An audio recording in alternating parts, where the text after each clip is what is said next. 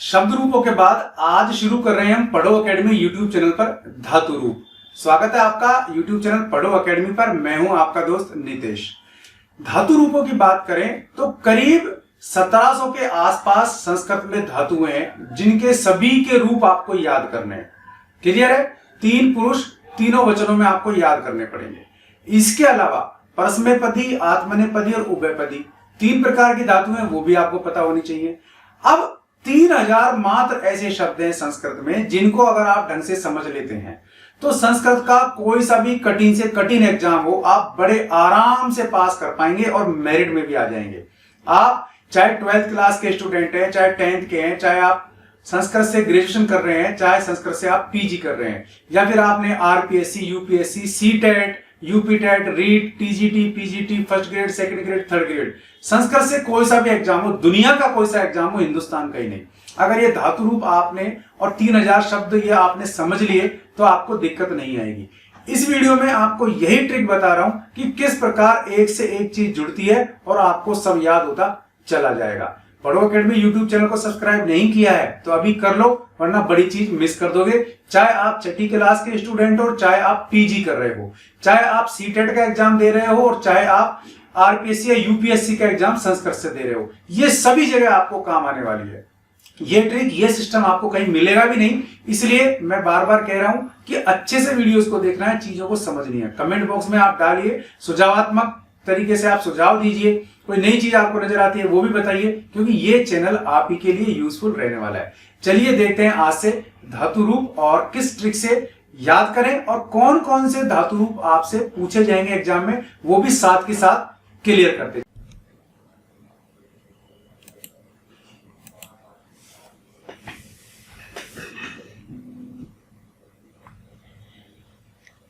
पिछले वीडियो में हमने देखा था शब्द रूप और मैंने इसके 6-7 वीडियो बना रखे हैं, तो शब्द रूपों में से कुछ आपके बाकी नहीं रहा है। अब केवल आपकी मेहनत है वो आपको करनी है। और आज से जैसा कि आप यहां देख रहे हैं, आज स्क्रीन पर आप देखिए गौर से, तो आज हम बात करेंगे यहां पर देखिए धातु रूपों की। धातु रूपों में भी परस्मैपदी धातु रूपों की। तो इसमें 2 प्रकार के धातु रूप आपको देखने मिलेंगे, परस्मैपदी और आत्मनेपदी, और एक होता है उभयपदी। तो उसके बारे में भी चर्चा करेंगे। ठीक शब्द रूपों की तरह धातु रूपों में भी याद रखने वाली ट्रिक आपको बताऊंगा कि आप इनको याद कैसे रखें, और सबसे बड़ी बात, एग्जाम में आप कैसे इनके क्वेश्चनों के सही जवाब दें, आंसर्स के, ताकि आपके नंबर 100% संस्कृत में आ सके, क्योंकि नंबर 100% भी आते हैं। क्लियर है? तो वो ट्रिक भी आपको बताऊंगा। फटाफट पढ़ो एकेडमी यूट्यूब चैनल को सब्सक्राइब कर लो। यहां हमारा जो काम है वो यही है कि आपको संस्कृत के बारे में अच्छी से अच्छी जानकारी दे देना, अच्छे से अच्छे लेसन यहां अटेंड करवाना आपको। अब आप चाहे कोई सा भी एग्जाम दो, चाहे आप किसी भी कक्षा के छात्र हो, छठी से लेकर के आप चाहे पीजी तक के छात्र हो, ठीक है, और चाहे आप कोई सा भी कंपटीशन एग्जाम दे रहे हो, प्रतियोगी परीक्षा आप दे रहे हो, तो भी आपको ये संस्कृत पढ़नी है और इसी तरीके से पढ़नी है।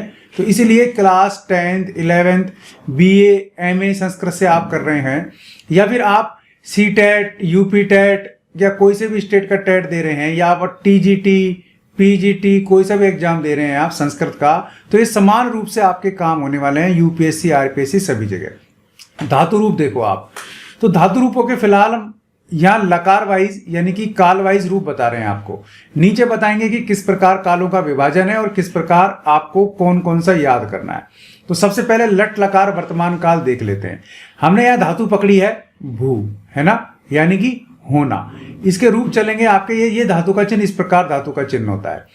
तो यहां देखो, इसमें एक वचन, द्विवचन और बहुवचन। प्रथम पुरुष होता है, मध्यम पुरुष होता है, उत्तम पुरुष होता है। क्लियर है? 3 पुरुष होते हैं संस्कृत में, 3 वचन होते हैं, आपको पता है, जबकि हिंदी में एक वचन और बहुवचन ही होता है। क्लियर? पुरुष जैसी वहां कोई बात नहीं होती। संस्कृत में प्रथम पुरुष, मध्यम पुरुष, उत्तम पुरुष होते हैं, एक वचन, द्विवचन, बहुवचन होता है, ये सामान्य बात है। अब भू धातु के रूप देखो और याद कैसे करने हैं। लट लकार, लोट लकार, लंग लकार, लिट लकार, विधिलिंग लकार, इनमें क्या क्या बेसिक फर्क है। पहली बात तो आपको इनका फर्क पता लगेगा, ठीक है। दूसरी बात, याद कैसे करने हैं, याद कैसे करें। और तीसरी बात, परीक्षा में क्या क्या आएगा। जो आपकी परीक्षा होती है, चाहे कोई सी भी हो, परीक्षा में क्या आता है और कहां से आता है, ये बहुत इंपॉर्टेंट चीज है, यही आपको बताऊंगा। फटाफट पढ़ो अकेडमी यूट्यूब चैनल को सब्सक्राइब कर लो। भू धातु देख रहे हैं, लट लकार वर्तमान काल, रूप बनेंगे आपके, यहां देखो भवती, भवतः, भवंती, भवसी, भवथः, भवत, भवामी, भवावह, भवामह। अब इसमें जो याद रखने की ट्रिक है वो आप ये देखो कि इसमें विसर्ग वाली स्थिति देखो, विसर्ग का एल बन रहा है, देखो 3 विसर्ग तो ये रहे आपके लगातार और एक आपके यहां रहा, तो विसर्ग का एल बन गया ना ये। तो सबसे बड़ी बात, यहां लट लकार का मतलब होता है वर्तमान काल, रूप बनेंगे ती तह अंति, सी थ, आमी आवह आमह, भवती भवतः भवंती, भवसी भवतः भवत, भवामी भवावह भवामह। और यहाँ विसर्ग इस प्रकार लगेंगे आपके लगातार ऊपर नीचे यहां, और एक ये लास्ट में बनेगा, ठीक है, उत्तम पुरुष बहुवचन में। तो ये इसकी विशेष पहचान है, ये आपको याद रख लेनी है। क्लियर हो गया। अब दूसरी बात है लोट लकार या आज्ञार्थ। इसमें क्या होता है, किसी को आज्ञा देनी पड़ती है कि जैसे कि तुम पढ़ो, तो यहां आज्ञा देनी पड़ती है। लेकिन जब हम यहां देखेंगे, थोड़ा सा इसको ऐसे करते हैं, विधिलिंग लकार, तो यहां भी आज्ञा है। तो इन दोनों में फर्क क्या है, लोट लकार में और विधिलिंग लकार में फर्क क्या है और कैसे रूप होगा, ये भी आपको जान लेना जरूरी है, बताऊंगा आपको। फिलहाल लोट लकार देख लेते हैं, आज्ञार्थ। रूप कैसे चलेंगे, तो लोट लकार की बात कर रहे हैं, रूप कैसे चलेंगे, भवतु, भवताम, भवंतु, भव, भवतम, भवत, भवानी। ये रूप कैसे बनेगा, भय वा नी, है ना, दुर्गा माता का पर्यायवाची भवानी। तो भवानी, भवाव, भवाम, ये आपके रूप बनेंगे। अब इसमें 2 इंपॉर्टेंट चीजें हैं, एक तो ये कि हलंत, हलंत का उपयोग केवल 2 जगह ही हुआ है। कहां हुआ है, प्रथम पुरुष द्विवचन में और मध्यम पुरुष द्विवचन में। अब ये रूप भी आपसे बार बार पूछा जाता है, क्यों, क्योंकि ये तो है भवताम, ताम है आ की मात्रा, और ये है भवतम यानी आ की मात्रा नहीं है। तो ये आपको दोनों रूप याद रखने, बार बार ये पूछा जाता है। फिर एक रूप है इसका भवानी, ये बहुत इंपॉर्टेंट है, इसका रीजन क्या है वो भी आपको मैं बता रहा हूं। लोट लकार में उत्तम पुरुष एक वचन में रूप बनेगा भवानी, जबकि लट लकार यानी वर्तमान काल में उत्तम पुरुष एक वचन में रूप बनेगा भवामी। तो यहां मां और ना का फर्क है, इसलिए ये इंपॉर्टेंट हो जाता है। इसमें बनेगा भवामी, भवावह, भवामह, इसमें बनेगा भवानी, भवाव, भवाम। अब देखो यहां विसर्ग भी नहीं है, तो इसलिए ये इंपॉर्टेंट हो जाता है आपके उत्तम पुरुष और आपके प्रथम मध्यम का द्विवचन। तो ये आपको याद करना है लोट लकार में। क्लियर है, मैंने आपको बता दिया है कि क्या चीज एग्जाम में पूछी जाती है। अब बात करते हैं लंग लकार, ये तीसरा लकार है और ये भूतकाल है। अब भूतकाल में भी अनद्यतन भूत है, कई बार पूछ लेता है कि लंग लकार का अर्थ होता है भूतकाल, अनद्यतन भूतकाल, अनद्यतन काल, इस प्रकार पूछ लेता है। तो ये अनद्यतन भूतकाल ही इसका सही जवाब होगा। लंग लकार की सबसे बड़ी पहचान क्या है, इसमें आ लगता है लास्ट में, आपके सबसे आगे क्या लगता है, आ, तो इसके रूप आ लग के ही चलेंगे सब में। देखो आप, ए भवत, ए भवताम, ए भवन, ए भवः, ए भवतम, ए भवत, ए भवम, ए भवावह, ए भवामह, ये इसके रूप चलेंगे। लंग लकार भूतकाल में ए लग जाएगा, तो ये इसमें ए काफी इंपॉर्टेंट है, आपको ध्यान रखना है। और सर्वाधिक 5 बार हलंत लंग लकार में ही आता है। कहां आ रहा है, एक बार ए भवत में आएगा, फिर यहां ए भवम में आ रहा है, फिर ए भवताम और ए भवतम में तो आता ही है। क्लियर है, और आपके ए भवन में आ रहा है। इस प्रकार 5 सबसे ज्यादा हलंत इसी में आते हैं। तो इस प्रकार ये आपको याद रखने की ट्रिक मैं बता रहा हूं। इसमें इंपॉर्टेंट चीज क्या है आपके, इसमें इंपॉर्टेंट चीज यही है कि ए लग के रूप चलते हैं और सर्वाधिक 5 हलंत है। 5 हलंत कहां आ रहे हैं वो आपको याद रखना है। स्पष्ट है, चलिए अब नियम नंबर 1 देख लो, लट लकार वर्तमान काल। तो इसमें हम सबसे पहले लट लकार वर्तमान काल पे आ जाते हैं। तो नियम नंबर यहां देख रहे हैं हम नीचे की तरफ, लट लकार वर्तमान काल में विसर्ग का एल बनता है। ये मैंने आपको बता दिया, विसर्ग का एल बन रहा है। अब इसी प्रकार लिट लकार भविष्य काल में भी विसर्ग का एल बनेगा। ये लिट लकार है, भविष्य काल है, और इसमें भी एल बन रहा है। आप ये देखो, ये तीनों जगह विसर्ग है यहां पर, और एक विसर्ग यहां आ रहा है। क्लियर। अब इसके रूप कैसे बनेंगे, भविष्य काल के रूप केवल ऐसे ही बन रहे हैं, पर इसमें क्या होगा, ईष्यति लगेगा। क्या लगेगा इसमें, ईष्यति। क्लियर है। तो रूप था जैसे भवती था ना, अपना रूप बनाया था अपन ने लट लकार में, तो रूप कैसे बनेगा, इष्यति लग के भविष्यति। तो यहां देखो आप रूप बन रहे हैं। प्रथम पुरुष मध्यम पुरुष बहुवचन में भविष्यति, भविष्यतः, भविष्यन्ति, भविष्यसि, भविष्यतः, भविष्यत, भविष्यामि, भविष्यावह, भविष्यामः। स्पष्ट है। लिट लकार और लट लकार, ये यहां लट लकार और ये यहां आपके लिट लकार, केवल इष्यति का फर्क है आपके यहां, ये लगा देना, बाकी एल लग के विसर्ग बनेगा, सेम रूप बनेगा, कोई भी फर्क नहीं नजर आएगा। अब बात कर लेते हैं विधिलिंग लकार की, यानी कि आज्ञा अर्थ और चाहिए अर्थ में इसका अर्थ निकलता है। तो सवाल पूछ सकता है विधिलिंग लकार का अर्थ है आज्ञार्थक, चाहिए अर्थ, आज्ञार्थक, चाहिए अर्थ या अन्य। तो आज्ञार्थक और चाहिए अर्थ दोनों में इसका उपयोग होता है। रूप कैसे बनेंगे, देखो इसमें एक ही रूप ऐसा है जिसमें ऊपर एक ही मात्रा आएगी, यानी कि यहां गुण संधि आपको दिखाई देती है। गुण संधि में मत जाना, केवल एक ट्रिक बताई है मैंने ये, वरना आप इसमें कॉम्प्लेक्स खड़ा कर देंगे कि अरे इसमें तो गुण संधि है ही नहीं। मैंने केवल ट्रिक बताई है कि गुण संधि की पहचान क्या है, जब ऊपर एक मात्रा हो तो गुण संधि होती है। जैसे नरेंद्र, देवेंद्र, है ना, भूपेंद्र, तो ये सब जगह आपके गुण संधि ही होगी। तो यहां पांचों लकारों में एकमात्र रूप ऐसा है जिसमें ऊपर एक ही मात्रा आपको नजर आएगी। अब आप रूप बना लो आराम से। भवेत, भवेताम, भवेयु, भवे, भवेतम, भवेत, भवेयम, भवेव, भवेव। तो इसमें क्या सबसे बड़ी पहचान क्या है, सभी में एक ही मात्रा आती है, पूरे 9 के 9 शब्दों में। क्लियर हो गया, आपके 9 के 9 रूपों में एक ही मात्रा आती है। अब कोई किसी को याद करने में डाउट है तो मुझे बता दो, नहीं है तो आगे चलते हैं। पढ़ो एकेडमी यूट्यूब चैनल को सब्सक्राइब नहीं किया है तो कर लेना। पहली क्लास से यानी छठी क्लास से लेकर के आपको यूजी या पीजी तक संस्कृत में आपको धातु रूप आएंगे। इसी प्रकार अगर आप अभी याद कर लेंगे छोटी क्लास में तो आपको दिक्कत कभी भी नहीं आएंगी। फिर कोई सा भी कंपटीशन हो, आपके धातु रूप संबंधी सभी सवाल सही होंगे, ये मेरी गारंटी है। पढ़ो एकेडमी यूट्यूब चैनल की गारंटी है। अभी सर्च करो यूट्यूब पर पढ़ो एकेडमी और सब्सक्राइब करके बेल आइकन दबाओ। चलिए अब इसके बाकी के जो नियम है हम एक बार उनको भी देख लेते हैं, क्योंकि तभी आपको समझ में आएगा। अब देखो मैंने क्या कहा था आपको, लोट लकार, यानी कि ये हुई होता है आज्ञार्थक, और दूसरा है विधिलिंग, ये भी होता है आज्ञार्थक। तो देखो लोट लकार का उदाहरण है वह पुस्तक पढ़े, तो रूप बनाएंगे स पुस्तकम पठेतु। लोट लकार रूप बनेंगे ना, पठतु, पठताम, पठंतु, जैसे भवतु है ना, भवंतु, भवतु, भवताम, भवंतु रूप बने, तो रूप बनेगा पटका पठतु। तो स पुस्तकम पठतु, यहां आज्ञा दे रहा है कि वह पुस्तक पढ़े। क्लियर है।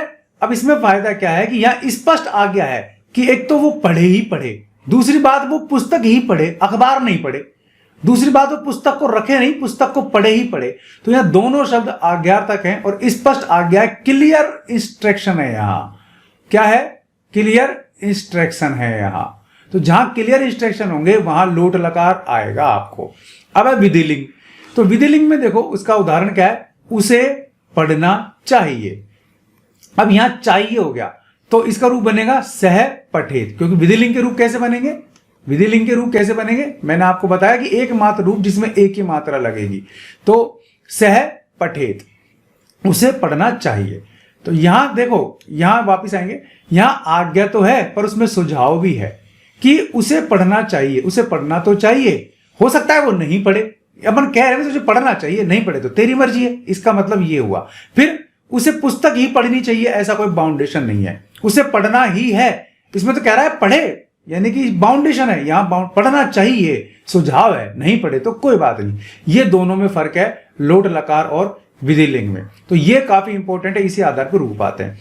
अब हमने रूप बनाया वह पुस्तक पढ़े, तो वह के साथ हमने क्या लगाया, तो देखो वह की बात करें तो वह में स, ये भी आपके प्रथम पुरुष है ना, एक वचन का रूप है।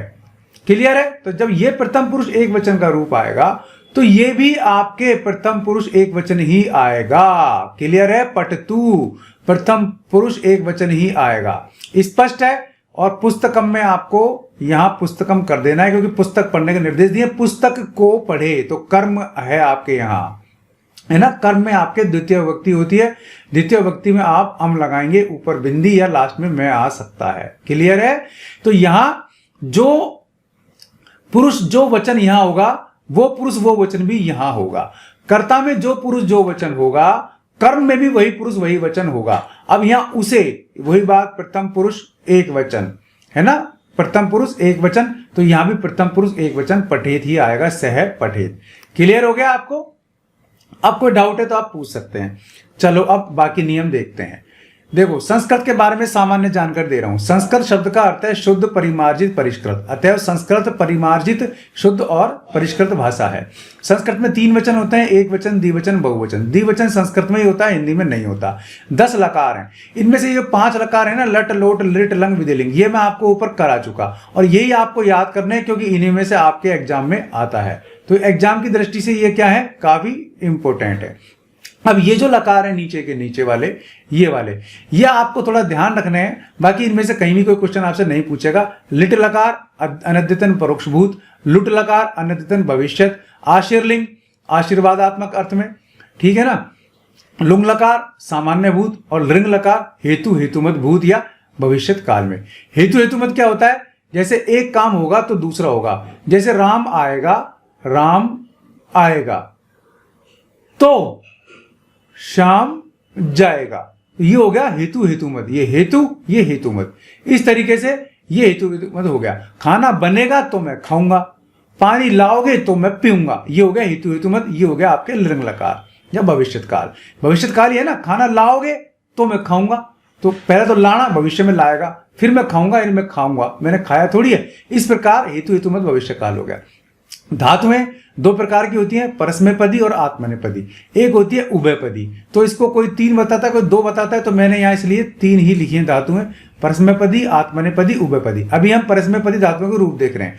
आत्मनेपदी थोड़ी कठिन होती है, वो आपको कराऊंगा जब आप परस्मैपदी पूरी तरीके से समझ लेंगे। क्लियर है? अब यहां पर हम ऊपर आते हैं थोड़ा सा। यहां गण 10 प्रकार के होते हैं। भुआदि गण, तो अभी हम भुआदि गण ही देख रहे हैं। फिर अदादि गण, ज्योत्यादि गण, दिवादि गण, स्वादि गण, तुदादि गण, रुदादि गण, तवादि गण, क्रियादि गण, चुरादि गण, तनादि गण, क्रियादि गण, चुरादि गण। भाई ये गण आपको क्या काम के हैं? गण आपसे बहुत कम चांस से पूछे जाते हैं। कभी पेपर बहुत ही कठिन है तो इक्का दुक्का सवाल पूछ लेता है, इसलिए गण याद कर लेना। गण में कौन कौन से धातु रूप है आपको वो याद कर लेने, है ना। ये आप कौन कौन सी धातु है ये याद करनी है। इसके लिए श्लोक बना करके दे रखा है। भ्वाद आदि ज्योत्यादि आदि भी, स्वादिश्चय, तुदादिश्चय, रुदादिश्चय, तनादि, क्रि, चुरादय। तो ये आपको श्लोक भी याद है, अगर है तो आपको ये 10 के 10 गण याद रह जाएंगे। अब देखो, भू धातु, पट धातु, लिख धातु, हस धातु, गम धातु, आगम, रक्ष, पच, वद, पत, नम, दृश, दृश के रूप पश्य की तरह चलेंगे। स्था, तिष्ठ की तरह चलेंगे। तिष्ठति, तिष्ठत, तिष्ठन्ति। दृश के पश्यति, पश्यत, पश्यन्ति। सद के सीदति, सीदत, सीदन्ति। पा के पिबति, पिबत, पिबन्ति। ग्रा के जिग्रति, जिग्रत, जिग्रन्ति। आगम के आगच्छति, आगच्छत, आगच्छन्ति। स्मर के स्मरति, स्मरतः, स्मरन्ति। चुर के चोर्यति, चोर्यतः, चोर्यन्ति। चिंत के चिंतयति, चिंतयति, चिंतयन्ति। कहीं यह लगेगा, कहीं ओ की मात्रा लगेगी, है ना। इस प्रकार रूप, ग्राह का तो पूरा ही बन गया, चेंज हो गया, जिग्र बन गया, ग्राह का तो रूप चलेगा, है ना। इसी प्रकार दृश का पश्य की तरह रूप चलेंगे। स्था के तिष्ठ की तरह रूप चलेंगे। तिष्ठति, तिष्ठत, तिष्ठन्ति। तो ये इंपॉर्टेंट चीजें हैं, आपको याद करनी है।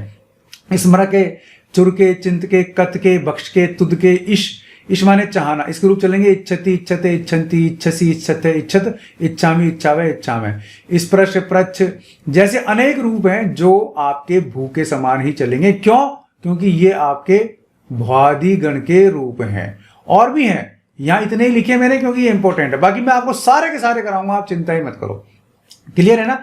संस्कृत में 1700 के करीब तो आपके धातु रूप हैं, तो 1700 करीब तो धातु रूप आपके याद करने हैं। मैं तरीका आपको बता रहा हूं। और 3000 केवल शब्द हैं ऐसे जिनको आप समझ लेंगे, पकड़ लेंगे, तो आप संपूर्ण संस्कृत आराम से पढ़ सकते हैं। संपूर्ण अपने आप में कोई नहीं होता, पूरी क्रिया प्रक्रिया चलती है, लेकिन 3000 शब्द आपको जब पता लग जाएंगे तो आप संस्कृत में अच्छे से अच्छा एग्जाम को बड़े आराम से क्लियर कर पाएंगे, बहुत ही आराम से। इसीलिए इस पर जोर दे रहे हैं। 1700 धातु रूप और 3000 आपके संस्कृत के शब्दों पर सारे के सारे आ जाएंगे। बस आप क्या करना क्या है, पढ़ो अकेडमी यूट्यूब चैनल पर आपको हमारे साथ जुड़े रहना है, इसके अलावा कोई दिक्कत आपको नहीं आएगी। उम्मीद है धातु रूपों का ये वीडियो आपको पसंद आया होगा। लाइक और शेयर जरूर कर लेना, चैनल को अभी सब्सक्राइब कर लेना, बेल आइकन दबा लेना ताकि आपको नोटिफिकेशंस भी मिलते रहें। आज के लिए इस वीडियो में बस इतना ही। ऐसे ही किसी यूजफुल वीडियो में फिर मिलूंगा, तब तक के लिए नमस्कार, जय हिंद, जय भारत।